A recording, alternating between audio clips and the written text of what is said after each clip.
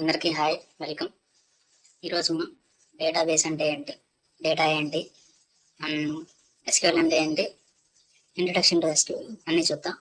First of all coming to database అంటే ఏంటి. Database అంటే ఏంటంటే మనం డేటాని ఎలా స్టోర్ చేసుకుంటాం, దేంట్లో స్టోర్ చేసుకుంటాం. డేటాని స్టోర్ చేసుకోవడానికి డేటాబేస్ని యూజ్ చేస్తాం.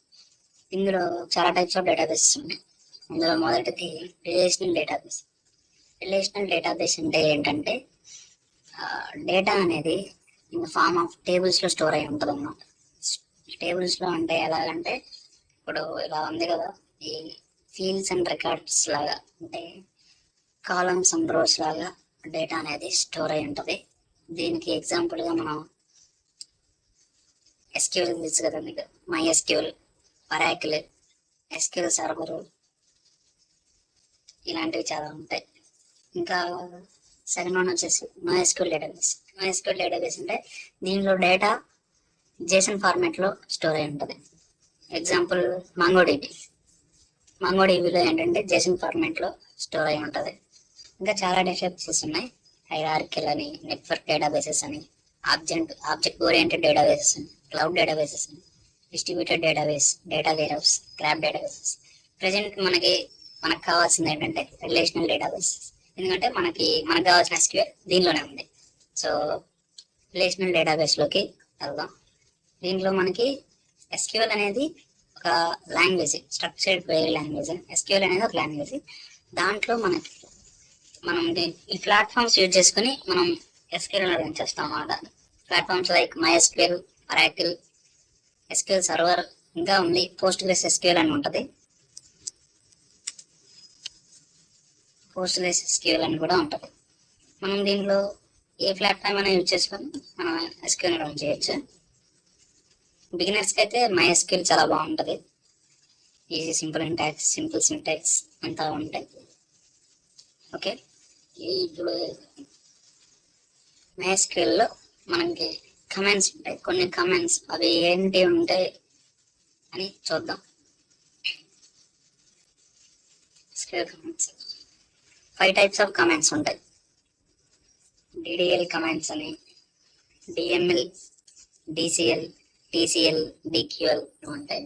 అన్నీ ఒక్కొక్కటి చూద్దాం. DDL అంటే డేటా డెఫినిషన్ లాంగ్వేజ్.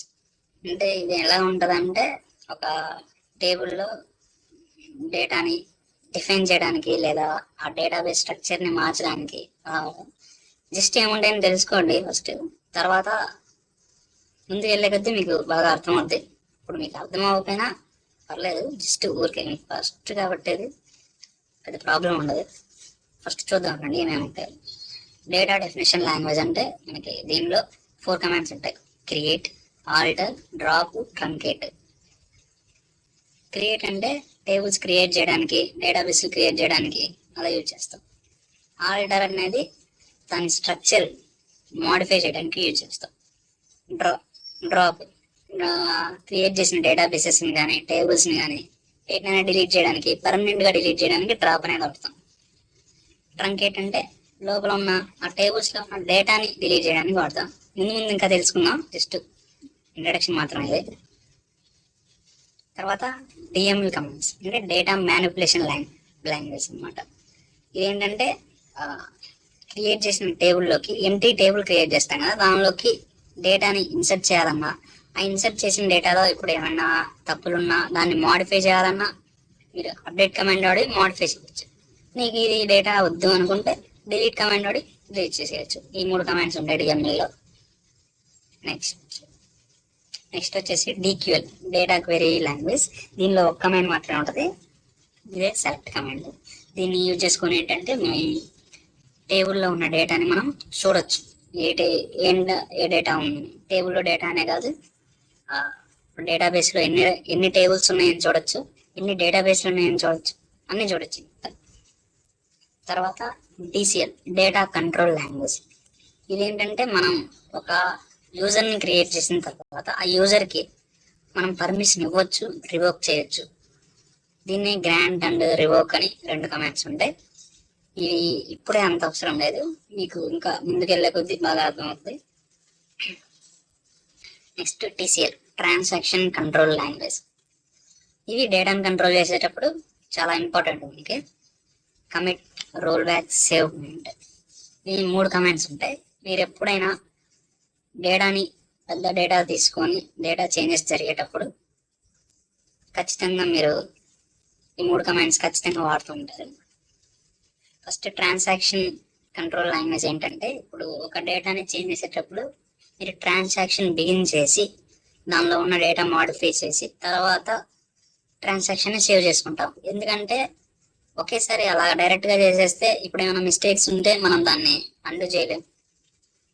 కాబట్టి ట్రాన్సాక్షన్ బిగిన్ చేసి దానిలో చేంజెస్ చేసి అవి కరెక్ట్ అయితే దాన్ని కమిట్ చేసుకుంటాం. కమిట్ అంటే కంప్లీట్గా సేవ్ చేసుకుంటాం చేంజెస్ని. రోల్ బ్యాక్ అంటే మనం ఒక పార్ట్ ఆఫ్ ఏ డేటాని మనం టెంపరీగా సేవ్ చేయొచ్చు, టెంపరీగా డిలీట్ చేయొచ్చు. ఒక టెంపరీగా చేయడానికి రోల్ బ్యాక్ వస్తాం. టెంపరీగా డిలీట్ అయిన డేటాని మనం ఆఫ్టర్ ట్రాన్సాక్షన్ స్టార్ట్ అయిన తర్వాత ఏమైనా డేటాని డిలీట్ చేస్తే కమిట్ చేయక ముందు మనం దాన్ని గెట్ బ్యాక్ చేసుకోవచ్చు రోల్ బ్యాక్ వాడి. సేవ్ పాయింట్ ఏంటంటే టెంపరీగా సేవ్ చేసుకోవడం, ఒక రెఫరెన్స్ పాయింట్ లాగా. ఇవాళకి ఇంతే. నెక్స్ట్ వీడియోలో మళ్ళీ కలుద్దాం. Thank you.